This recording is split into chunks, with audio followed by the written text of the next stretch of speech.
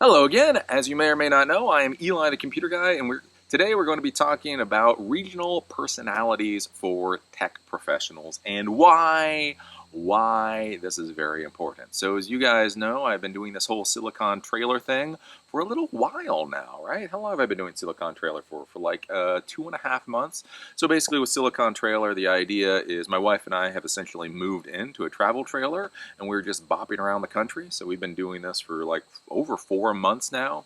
We've been down in Florida and Texas and New Mexico and Arizona and Denver and New York and all kinds of places, right?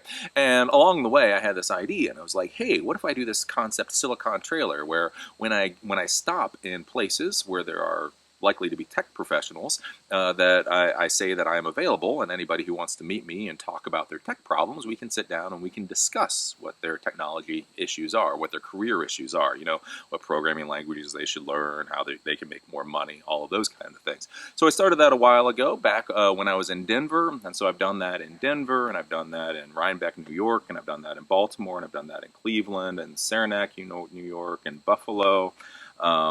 Seems like I'm missing one or two in there, but basically I've done this quite a few places at this point, and I've done the Silicon Trailer enough to start noticing interesting things by having done it. So whenever you do something, any kind of project, the first time you do it, first time or second time or third time, there's things that you think you may see, but it's not until the sixth or seventh time that you start to actually see trends. And one of the trends that I've started to see with Silicon Trailer is that all regions really do seem to have their own personalities, and that this is very important for you to be thinking about as a tech professional. So I've talked about this a lot in my videos, especially my question and answer videos, when people ask me, "Eli, I'm in such and such a town or such and such a country, how do I get a job in tech?" And one of the things I say many times is move. No, seriously, move.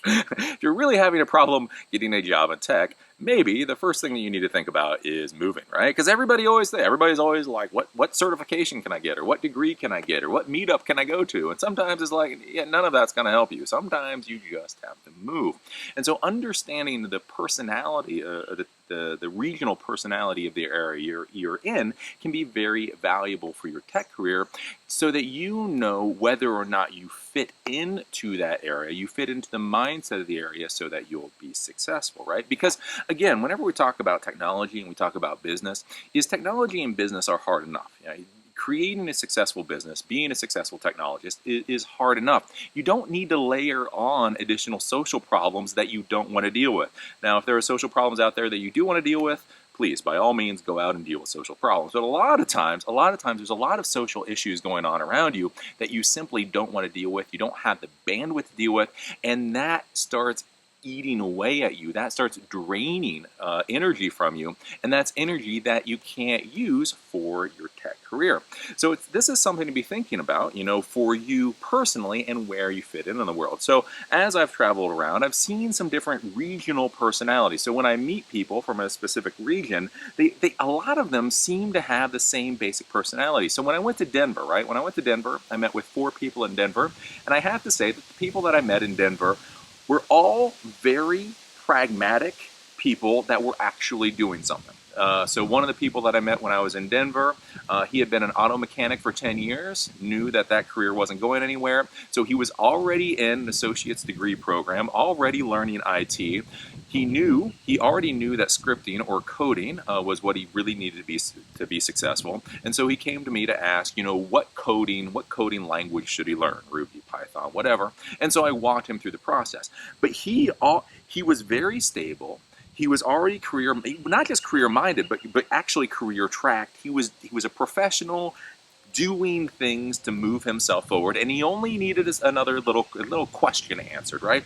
Another person that I met in Denver, the same thing. They were doing the master's degree program in information security, but they were actually in it. He was like a 40-year-old person, somewhere around there. He had been a professional. He had worked. He is getting his master's degree. His question is once he gets done with his master's degree, what can he actually do with it? The other person that I met in Denver already was a consultant. He was already a consultant. He had already been doing this for a year. He was already bringing in money. He just had the great question of, how do I bring in more money? So when I look at that, I look at Denver, and now I know this is very simplistic at this point. I just want you to kind of understand where I'm coming from. So I look at Denver, and this is a place where these are people that they know what they want. They go after what they want. They're not they're not looking for world-changing concepts. They're not looking to create the next, IBM or Google or Microsoft. They're people that need to pay the bills. They understand that they need to pay the bills. They understand that in order to make money, you have to work and provide something that is valuable for the world, and that is what they're doing. So if you're somebody out there that you just want to be, you want to be a good technology professional. Again, you don't want to do like really wacky, crazy things. You don't want massive amounts of risk. You just want to go and you want to do your job. Then someplace like Denver may be the place for you. Now, when I went to Rhinebeck, New York, again, the personality there was different for the people that I met from New York City. So I had a few people that drove up all the way from New York City, and I was talking with them. And the thing that I noticed with these people is that they are ideas people. You know what I'm saying? Again, they were doing things. The people that I talked to were actually doing things, but their whole thing was, it wasn't just like, I'm making $100 an hour now, how do I make 125? They're like, I'm making $100 now, how do I make $2,000 an hour, right? And so that's the thing. So the people that I was talking to there, we were talking about big ideas. How do you scale your thing? So you're already doing something, you're already making a couple of bucks. How do you scale that 200 times? How do you get a 200x return on what you're doing? And so that was one of the things that we're discussing. So for me, like looking at New York, the people coming out of New York, these are people, again, they know what's going on, but they want big ideas. They don't want to have a little computer repair shop. They don't want to have a little web design thing. They want big, right? So something to think about. Again, I go to Baltimore. I went to Baltimore. Out of 4 meetings, one of them went right. Right? So I've been doing Silicon Trailer for a little bit now, met with a lot of people, and again, something to think about. The only place I have ever had issues with doing meetings for Silicon Trailer, I don't know if it's ironic or sad, but it really was Baltimore. As snarky as any of the Baltimore tech scene thinks that I am about Baltimore, understand this fact. Doing Silicon Trailer, all the way from Denver to New York to Cleveland to Saranac to Buffalo to what... The only place I've had problems was Baltimore. I had one person come 15 minutes late and then wonder where I was after I had already left. They didn't even contact me, right? They were 20 minutes late when I emailed them to say what the hell was going on. By the time I got a response, I had already left. Had another person, I was waiting for them, had already driven to where we were supposed to meet. I was waiting for them when they canceled. Another person, I actually liked that person, but they were still 20 minutes late. And then one person actually showed up on time. So one of the things to be thinking about, and again, this is something that I discuss with people and business people in the Baltimore tech scene so much, is this is just a pain in the ass place to do any kind of business. People like literally don't even show up.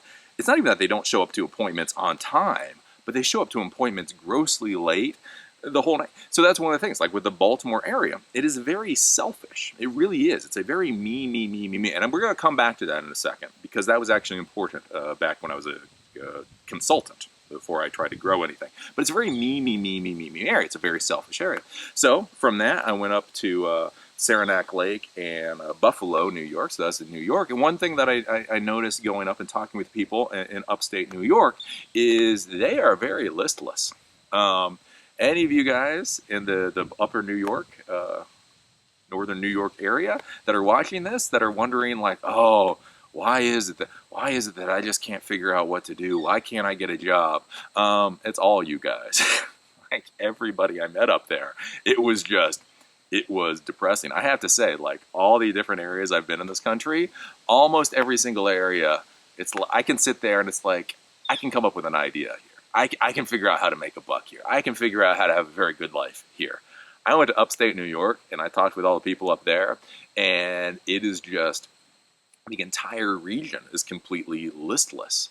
And you can feel it in the people. And when you're talking with them, there's just a vacancy there. It's like people don't really know what they want. They don't really know what they don't want. And they don't really know what the future is going to be. And they're not really sure what they want the future to be. And so you get this very listless feel. And so that was one thing I told like everybody I met up in the upper New York. I just said move. It really was. But that's an important thing to be thinking about, right? Because if you're going to start a tech career, if you're like, Eli, I want to do something impressive in tech, I want to make some money, I want to do something, you don't want to be in a region where everybody is just kind of listless. We just kind of do what we've always done because we've always done it. And if you want to do something new and innovative, well, nobody really wants to do that because we haven't been doing that.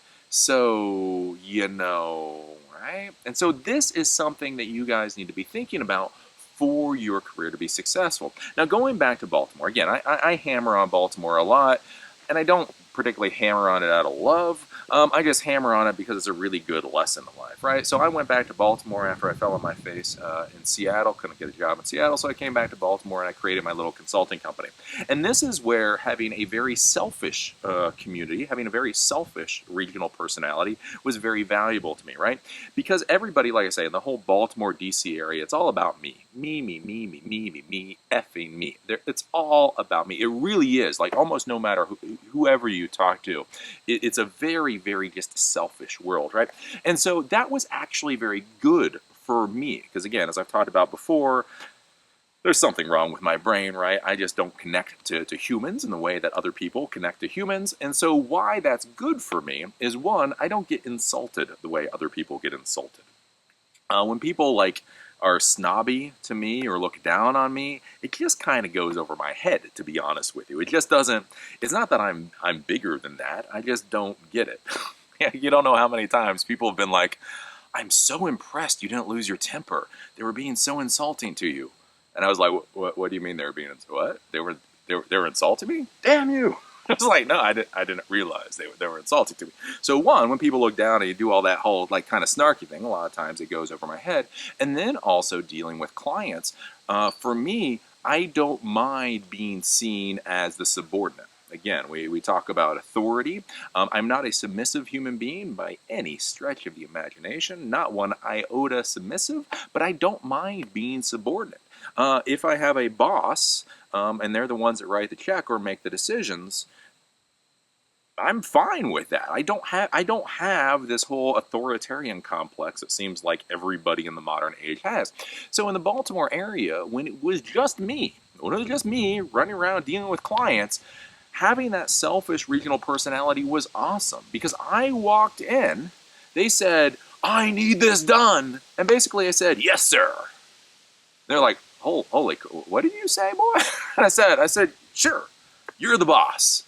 And they're like, yeah, yes, I am the boss, aren't I? Right? And it was like, it fed their ego. Everybody wants to be important. Everybody wants to be selfish. And so I walked in and I said, this is all about you. And then they went, why, yes, it is all about me. There's something I like about you, Eli. I'm not sure what it is. Right? And again, if they tried to do something really asininely stupid, I would tell them that they're going to do that they're going to pay me to do something asininely stupid, and they would realize that, and many times they would tell me to go ahead. Again, I had one client who, this was back in the day, this was before OS X could connect with Active Directory, Apple's operating system, and so I had built this beautiful small business server setup.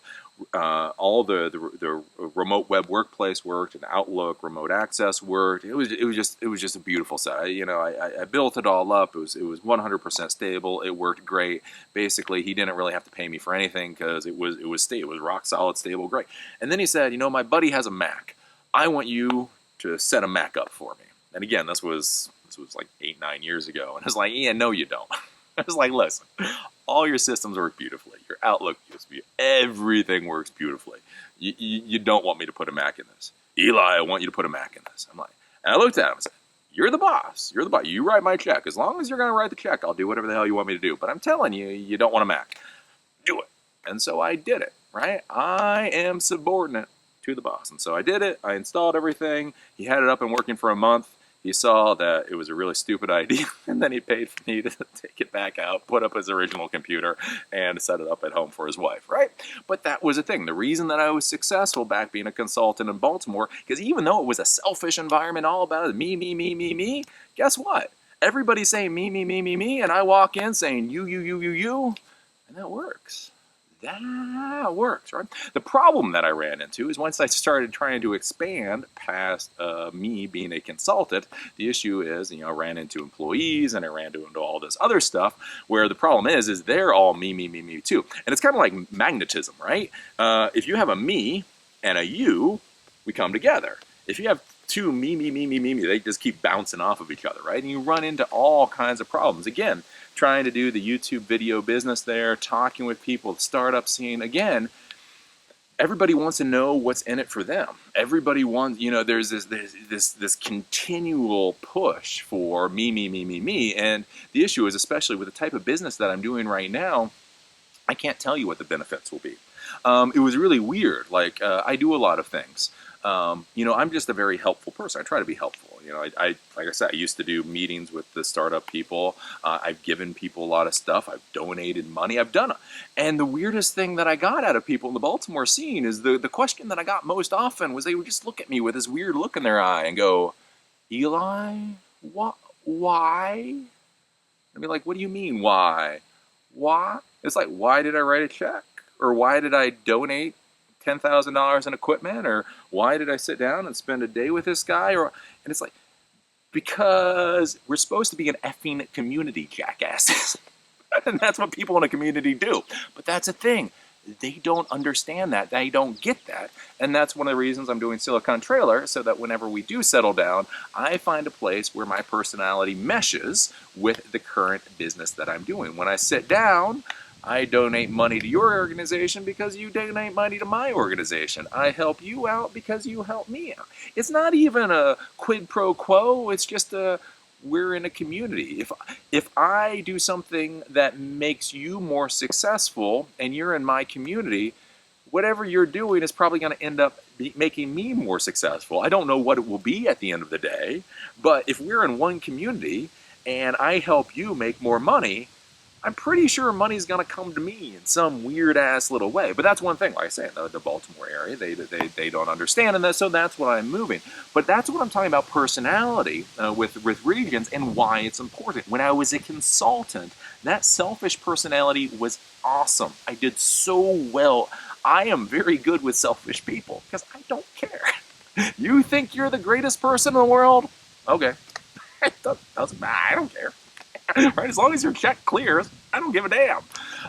But again, like I say, the problem is when you start doing a different business, it doesn't work well. So that's something to be thinking about when you're going to be starting your tech endeavor is, does your region psychologically support, does it have the personality for what you're trying to do? Again, that's what they talk about with Silicon Valley.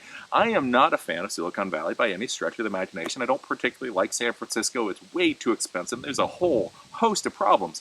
But let me tell you, if I was going to try to create an honest to golly, truly risky venture, like some kind of weird-ass risky technology venture, I don't know, artificial intelligence dog dating, right? I would go to Silicon Valley. Why? Because the mentality there will support what you're doing. When you walk into the coffee shop and you're talking to somebody about what you're doing and it's this mind-blowing, wacky thing, they'll actually take you at face value and you'll be able to discuss it and you'll be able to bounce ideas around and you'll feel okay with that. You will feel comfortable with that. If you have some weird ass wacky idea and you're trying to launch that in Buffalo, New York, everybody is going to look at you like you're a complete and utter idiot.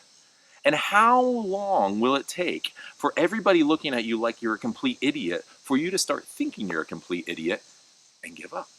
Right? And that's the problem that I see is what you're trying to do doesn't mesh with the culture, doesn't mesh with the personality of your region, and therefore you're more likely to fail. If you don't have the moral support, if you don't have, again, it's all those basics you guys don't understand. I mean, like I say, in the Baltimore area, I did just simple, nice things, simple things that I would think any human being in the community should do.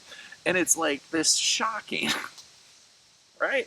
And so it's like I say, dealing with that day in, day out, every day, it just drains you. It drains all of your energy. So you want to find a place that meshes, with what you're trying to do. So again, like I say, if you're going to be doing the startup scene, you really want truly a mind-blowing idea, go to Silicon Valley, San Francisco, Silicon Valley for mind-blowing ideas. But let's say, on the other hand, you want to do a startup, a true startup company where you get investment. It's not quite mind-blowing, but it's a good, solid startup.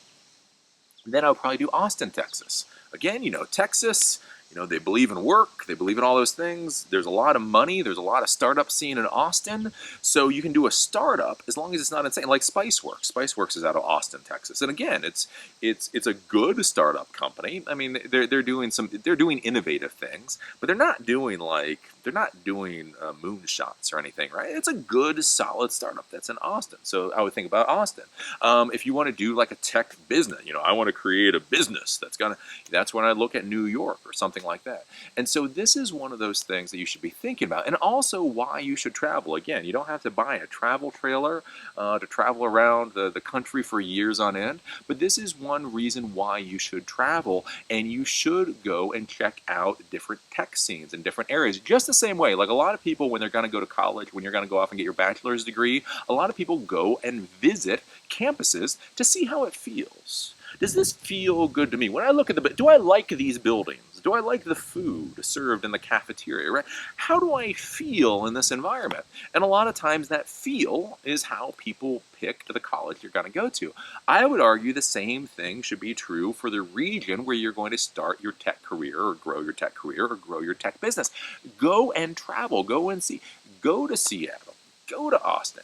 Go to San Francisco. Again, like I say, I see all these people, right? They have stars in their eyes about San Francisco. San Francisco is amazing. It's like, go there for a couple of months. You go there for a couple of months and see if you still think it's amazing. I think it's horrible. I really don't like San Francisco. Anyway, but that's the thing. So you go and you visit these places, and you may find the place that you mesh with, and then, as I say, things will be easier. So think about that, like I say, with the whole regional personality, because this really hit home, truly. Not even with Baltimore being selfish. That was just funny. I'm serious. All the times I've done it, and Baltimore was the only place, and it wasn't one person that screwed up. It was two people that totally screwed the pooch, plus one person that was just like, this is why I want to leave. But it wasn't Baltimore. Baltimore wasn't the worst. It was when I went up to upstate New York. When I was at upstate New York, and I met with a number of people in upstate New York, a number of people up there, and there was listless. Like, I try to find the best words for you guys, and I think listless was just the best word for all of them. Like, everyone I met it was just like this feeling of just not knowing what to do, but not even not knowing what to do, not knowing what should be done, not knowing what they want. There was just like this feeling of just blah, blah. And how in the hell are you going to be successful if your area's personality is blah, well, yeah. You know what? It's like, I don't like, and that's it, right? It really was being in that area, and I just told every damn one of them, move. I said, move. I don't know what's up here, going on up here. I don't know what's in the water. I don't know what's in the air, but you all need to fucking move. So yeah, something to think about. Because yeah, it's that personality. It's when you walk in, and does the coffee taste good? Again, I mean, it's things like even with your spouse, if you're married. One of the reasons that we will probably settle down on the West Coast is, as I say, my wife is vegan. And so on the East Coast, there's not a lot of vegan options. There really isn't. Like, when you're a vegan on the East Coast, you're seen to be kind of strange. And that doesn't really help anybody. It doesn't make people feel, if you're a vegan, it doesn't make you feel good. And it's all this. And that's one of the reasons why I'm pushing, like, if we ever do settle down, for the West Coast. Because Seattle has a lot of veganism. Portland has a lot of veganism. It's kind of one of those normal things. And again, like I say, whenever you get married, the more normal your spouse feels, the easier life is all the way around. And so it's that kind of little thing. When you go out to a restaurant, Does it feel good to eat the food? You know, are you somebody that likes down-home cooking? Do you like everything to be fried? Do you think your butter should be fried? Then if you're in an area where they fry everything, including the butter, then you're gonna feel better. On the other hand, if you're a health nut, if you feel like all you should eat is lettuce and pinto beans, and everything around you is fried, you're gonna feel weird. You know, if you're somebody out there that wants to exercise and do yoga in your spare time, and everybody else around you thinks that's completely like wackadoodle, it's not gonna make you feel good. And again, why I'm doing these particular videos, this whole series of videos, is to get you to understand that your psychology matters more for your career advancement than almost anything else. Not your damn CCNAs, not your MCSEs, not your college degrees, none of that horse crap. It's how solid you are up here. When you wake up in the morning and you feel good, and all you want to do is you want to push your project forward, when you want to push the ball forward, when today you may not do a field goal, but you know, you're going to push, you know, another foot to the, I don't know football actually, past the goalpost or whatever, right? You know, the more excited you are, the better you feel, the more likely it is that you will succeed. Again, like I say, for me, again, doing my business, doing the YouTube business, doing Silicon Trailer, now doing a Geek Camp or whatever. I mean, I have to be motivated to do this. It's not just the idea. Everybody thinks it's the idea. I'm going to come up with the idea, and then I'm just going to have blocks of gold, right? That's not how it works. You come up with the idea, and then you have to iterate that idea 1,000 times. And you have to iterate that idea when everybody thinks you're an idiot.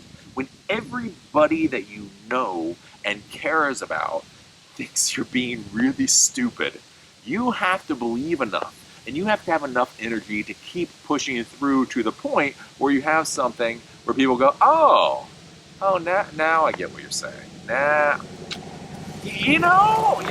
that's what a lot of people just don't get. They just don't understand that.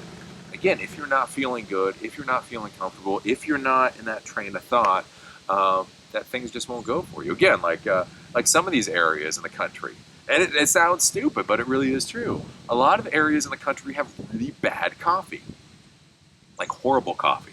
And I'm not saying just the truck stop coffee. Like some of the truck stop coffee is like beyond horrible. But even the cities, like I'll go to these little towns or I'll go to these small cities, and it's surprising how many of them don't have a good coffee shop.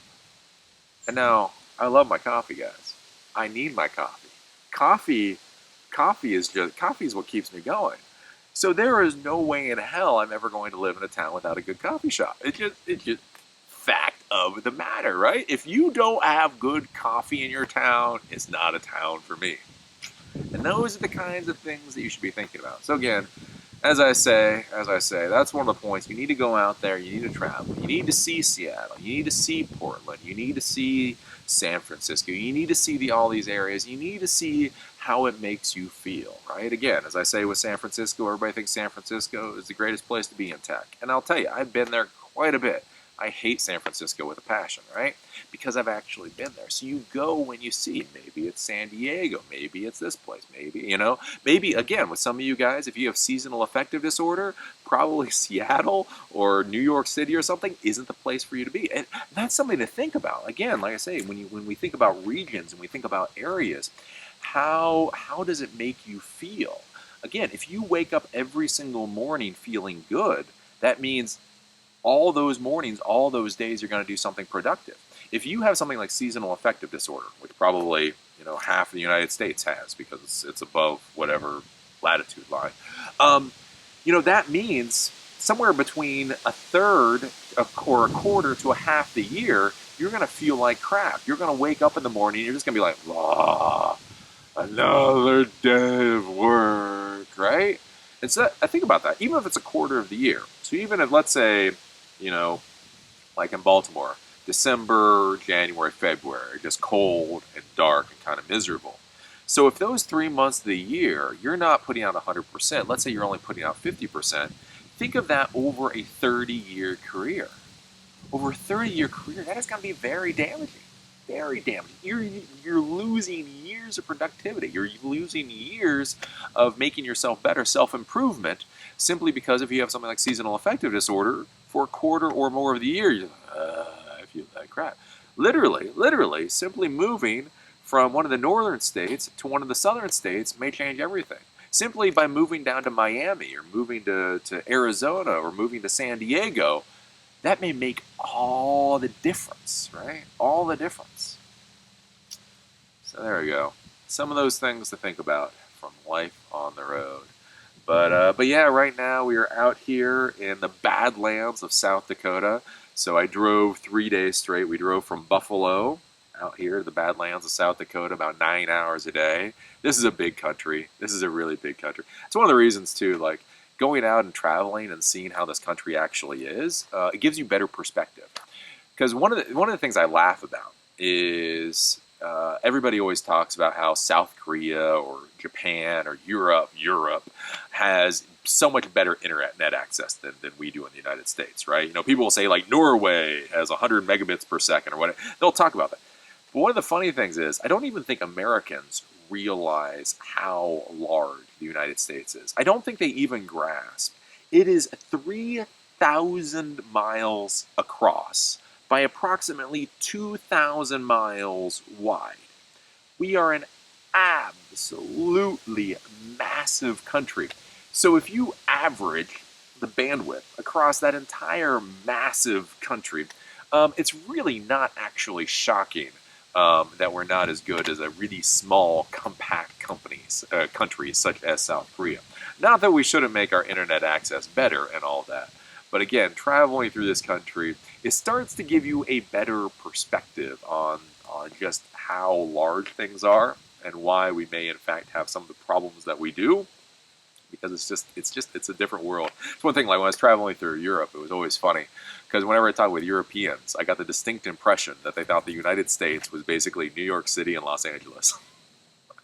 And like almost every European I would talk to about the United States, I would say, you do realize there's quite a bit in between those two cities, right? You realize, yeah, we have New York and yeah, we have Los Angeles. We also have people like the Amish and the Mennonites and all kinds of other wacky people in this country. You do realize they're part of this country too. And most of the time they're like, oh no, I didn't. Yeah, it's a whole thing. But yeah, we are here in the Badlands of South Dakota. And in a day or so, we're going to take off to the Black Hills of South Dakota, where we will be launching our first of the geek camps. We'll see if anybody shows up in the middle of South Dakota.